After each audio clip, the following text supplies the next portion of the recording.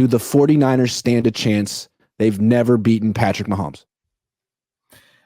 Yes, they stand a chance. How much of a chance is something that we can debate. I would say not much of a chance, but sure, they stand a chance. As I've said, every weekend is a different universe. There may be things they know about the Chiefs that we don't know. The Chiefs may turn the ball over.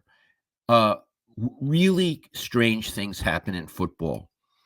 But failing that, I think the Niners' chances of beating the Chiefs are about 10%. Yeah, the Chiefs are clearly worse than they were last season. They lost Rashee Rice for the year with a knee injury, but their defense is still really, really good. And when the Niners had Christian McCaffrey against this defense in the Super Bowl, they scored 19 points in regulation. Like, they really got shut down even when they had their best player. Now they don't have their best player, and their offense is like clearly worse without him, like drastically worse without him. So I would expect, unless Kyle Shanahan has like all kind of new great ideas, which he may, I would think the Niners offense is going to struggle again in this game, and they're probably going to lose. Well, the Chiefs are undefeated. Now they lost their running back, but what's the name of the guy they picked up off Kareem the Hunt. street? He had a good game for them. And this Juju, Juju Smith-Schuster. Yeah, he had a good game for them. It seems like Andy Reid can find out what a player does well and help him do it. Kyle's not like that. Kyle doesn't care what a player does well. Can you fit into my scheme? So I'll give you some reasons. Again, the Niners, I believe, have a 10% chance to win. But I'll give you some reasons I don't think they're going to win. Andy Reid has 2 weeks to prepare for this game. He's a better coach than Kyle Shanahan. I don't care what. Look, guys, I'm going to be critical of the Niners and Shanahan today. I apologize. I know you're fans, and this is stuff you don't want to hear. Andy Reid's a better coach than Kyle Shanahan. It's demonstrable. He adjusts better. He uses his offense better. He has a better defensive coordinator, Iggy. His defensive coordinator could be a head coach. Another thing, I love Brock Purdy. I love to watch him work. Patrick Mahomes is a better quarterback. Is there anyone in the world who thinks that Brock Purdy is a better quarterback than Patrick Mahomes? It's just, he isn't. Those are a couple of reasons. Now, it's true Kyle has 11 days to prepare for Kansas City. My question would be, so what? So what? Yeah, I mean, that defense is just so good. And without Christian McCaffrey, Kyle Shanahan has seemed kind of out of ideas. Like, the red zone issues have been well documented. They scored some touchdowns in the red zone late against the Seahawks, who are terrible. And those touchdowns seem difficult. Like the throw across the field to George Kittle, who had to lay out and get his toes in bounds. That wasn't something they could do every week. The handoff to Kyle Juszczyk, they do that once every 7 seasons.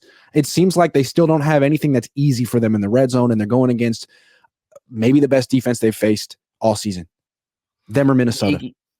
Iggy, in the Super Bowl, that defense really crushed the offensive line of the Niners.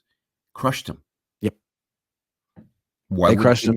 They crushed Christian McCaffrey in that game too. Now, maybe one thing in the Niners' favor, why they stand a chance, is that this rookie, Dominic Pooney, the right guard, is the best right guard they've had since Kyle Shanahan's been here. And he's going to be blocking Chris Jones, who's the best player on the Chiefs defense, who always destroys the 49ers. I mean, he's as responsible for their wins as anyone. And now the 49ers, I'm not saying Pooney's never faced anyone as good as Chris Jones, but he gives the Niners somewhat of a chance on the right side of the offensive line. Sure. God love him. Yeah. God love him. That's one way the Niners are better than they were in the Super Bowl. But other than that, no McCaffrey, no Greenlaw. Like, they have Devondre Campbell at linebacker. Do you know how many different ways Andy Reid is going to go after that guy? He's very clever. Yeah. Run, screens, passes. I mean, he's going to be targeting him all game. Yeah, and here's the other thing, Iggy. Let's say the game is close in the fourth quarter. Who gives it up in the fourth quarter? Right. Kyle. Yeah. It's Andy Reid doesn't give it up in the fourth quarter. In addition, in the fourth quarter, Mahomes could have a mediocre game. In the fourth quarter, you don't want to face him. Mm-mm. Just like they didn't want to face him in the Super Bowl Mm-mm. in the overtime.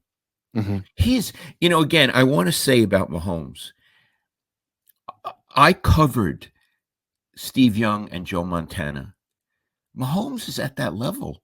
I mean, I think if I perhaps were covering Kansas City as opposed to San Francisco, I might be able to make a case that Mahomes is better than Joe Montana. For me, Joe Montana is the gold standard. But I was not exposed to other quarterbacks as much. I'm not exposed to Mahomes as much. But Iggy, this kid can do things Joe couldn't do. Joe couldn't run like that. Mm-hmm. Joe didn't have an arm like that. Joe, again, if you ask me right now who's better, Joe or Mahomes, I'm going to say Joe.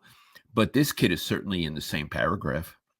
Absolutely. And the way he won his first Super Bowl against the 49ers, he's down 10 with 6:18 left, and he scored 21 points in about 6 minutes. Yeah. Who the hell does that? Yeah. Yeah. He's really something. So yeah, I give the Niners a 10. The other thing is, Iggy, we've said it before, and I can't put my finger on it. I feel there's something wrong with the 49ers. Mm-hmm. I do. I feel there's a malaise. There's something in that locker room that is just not feeling right to me. There's all kind of you hear all kind of before the season started, the Niners were really a circus. Yeah. It was really bad. There wasn't any of that stuff going on with the Chiefs. You never hear a word. They seem like such a together outfit, Iggy. Yeah. And the Niners, to me, don't feel that way. Now, look, the Niners could beat them. And if the Niners beat him, fans will say, you need to apologize to the Niners. Of course not. It's not personal. I'm not saying the Niners don't deserve to win because they're bad people. If the Niners beat them, I'll say I was wrong. I'm an opinion guy. I have an opinion. I'll say I was wrong. Here's some interesting context.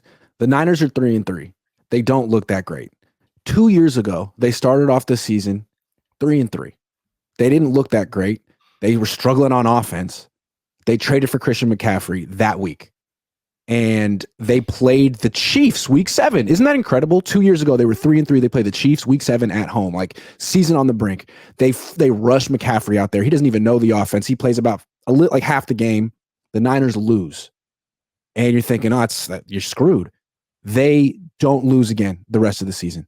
They run the table, and then they lose eventually in the NFC Championship game when Brock Purdy injures his elbow. So that's one thing to kind of keep in mind. If they do lose this game and McCaffrey comes back after the bye week and he's every bit as good as he was last year, the Niners conceivably could go on a run.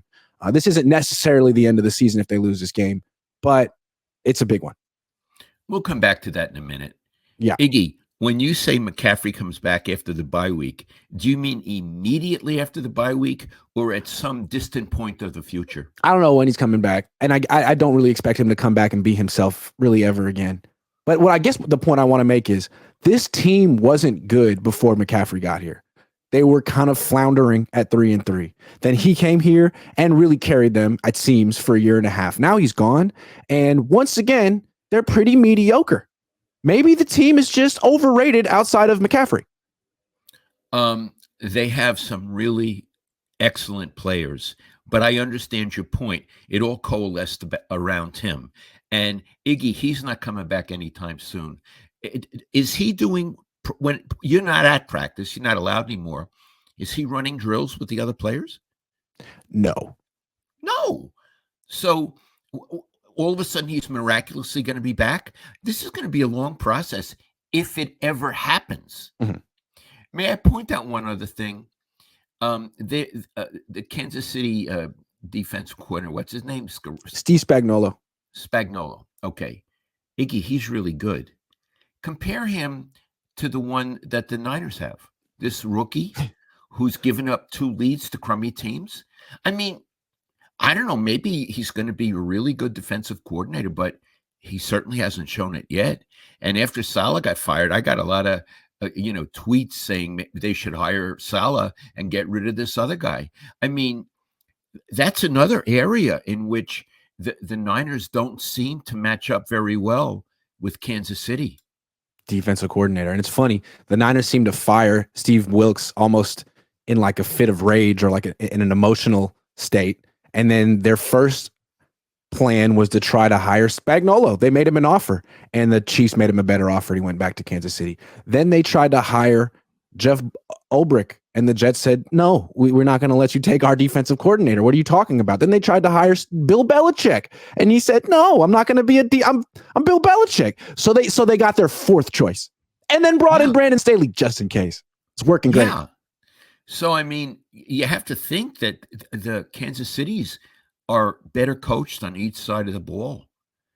I'm sorry. I don't mean to like kick everybody in the head, but and I say they have a 10% chance to win. They could win. I just don't see it, Iggy. I don't see it. Later, we'll discuss the implications of a win and a loss in this game. But Iggy, I'm giving them a 10% chance. What kind of percentage are you giving them? 14.